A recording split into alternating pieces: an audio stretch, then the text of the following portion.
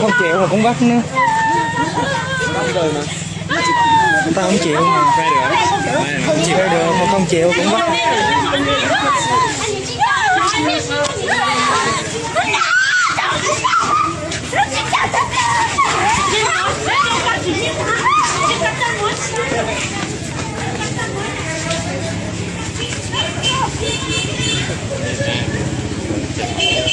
Không chịu mà cũng bắt người ta nữa.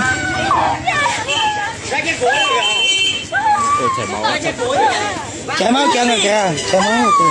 Bây giờ你去干嘛？你看他，你去哪里啊？你看他，然后我也多人的。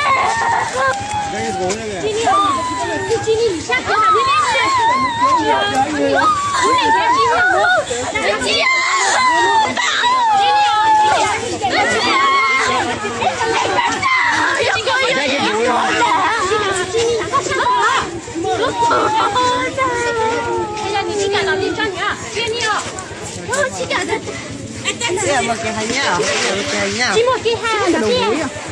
không chịu mà cũng bắt nữa ta.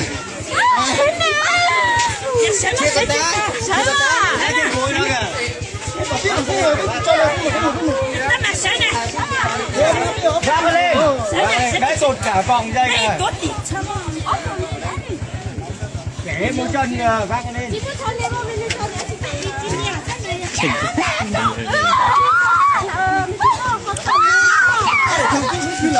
Ở đây về nhà là thành vợ rồi. Để về nhà chắc nó nhốt luôn á. Cái dòng người cơm đi về nhà nó dở nhà nó chạy.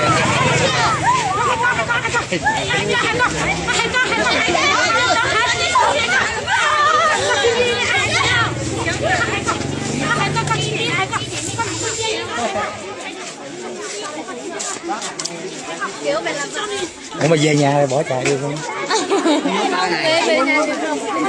Nhốt luôn hả? Cái canh sơ hở chạy chứ gì? Ủa sao nó bắt được kìa mà đi ngoài chạy nó bắt thôi. Người ta không chịu mà cũng bắt. Mày kéo được về nhà. Không kéo được về nhà thôi. Nếu kéo về tới nhà là thôi hả? Kéo về làm gì? Bắt bé này nè. Vậy là ai là chồng, hai người đó ai là chồng. Chỉ một người kéo về thôi. Nó nhốt trong nhà 3 ngày. Cứ mỗi ngày á, chàng trai lấy cái áo luyện vô. Mà nó giữ luôn thì ok, nó luyện cho ra thì phải học đó này.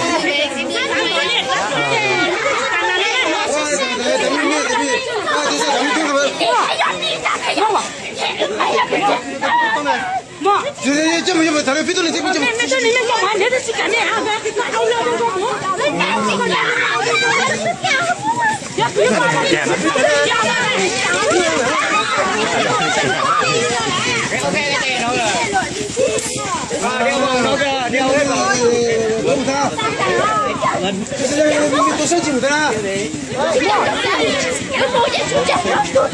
Không chống cự lại được hả? Gia đình không chống được hả?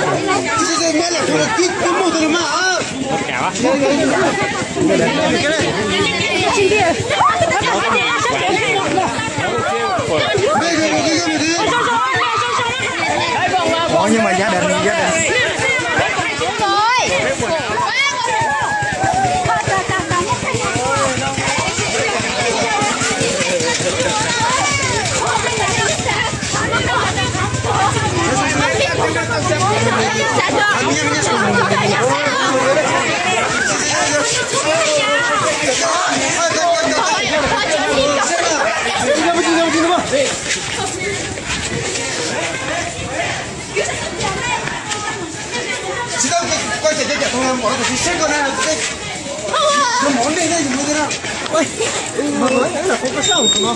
走走走边边，从下边走边边，还不过，把台风这种，我跑去好Đi này là công an can thiệp nhỉ? Cái này cái tục lệ công an chính quyền Nó không điều quản. cái tục lệ mà chính quyền cũng không có người bên nhà gái cũng đồng ý rồi. Không biết. 这里还搞这么个去杀的，好，过年，好过年，快去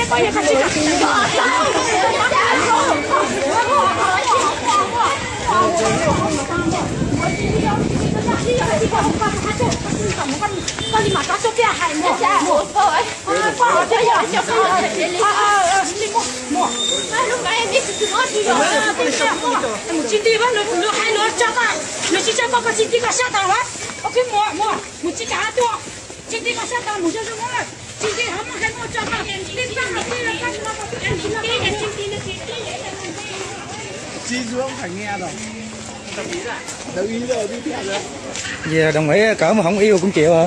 Không, bắt về nhà 3 ngày cơ mà.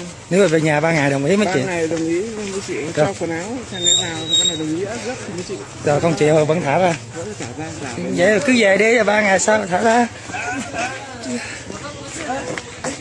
Ôi nhưng biết ai là chồng chưa? Thằng khác à?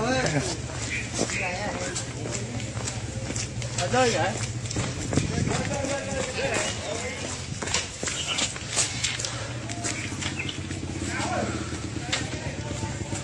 Đâu hết được cả. Đây là chắc hết rồi luôn. Thế sao đồng ý à? Bây giờ nó còn cơ hội là đòi về nhà 3 ngày nếu không đồng ý thì được thả. À thế à? Về nhà 3 ngày không đồng ý nhá. Thế chứ không để. Về làm gì có tình yêu trời. Bắt như này không thể quá. Tội nghiệp đấy chứ.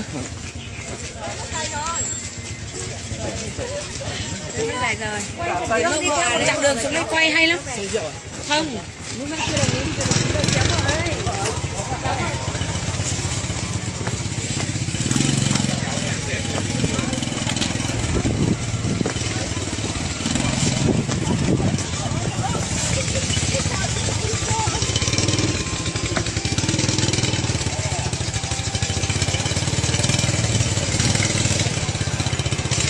Alo.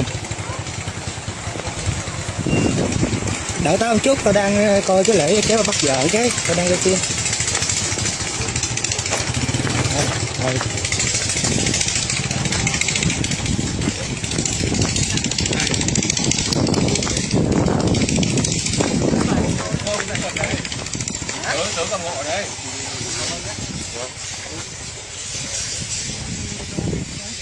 Hello.